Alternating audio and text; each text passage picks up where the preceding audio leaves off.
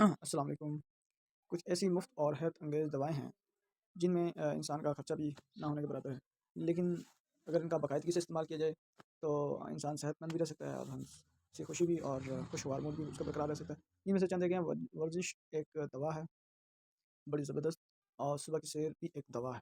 روزہ ایک قدرتی دوا ہے، اللہ پاک کی طرف سے عنایت، اس سے بہت ساری لا علاج بیماریوں کا علاج ہو جاتا ہے۔ گھر والوں کے ساتھ کھانا کھانا بھی ایک دوا ہے، اس طرح انسان ڈپریشن سے دور ہوتا چلا جاتا ہے۔ ہنسی ایک دوا ہے، اس سے بہت سے ذہنی امراض دور ہو جاتے ہیں۔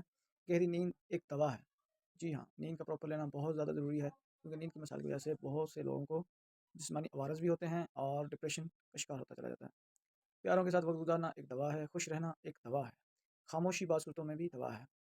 تو کبھی کبھار انسان یکسو ہو کر اللہ پاک کی جو ہے محفل میں اپنے اعمال کا سوچے اور اللہ پاک کی رضا کے لیے کوشش کرے، تو یہ بھی ضروری ہے۔ اس کے علاوہ جو ہے لوگوں کی مدد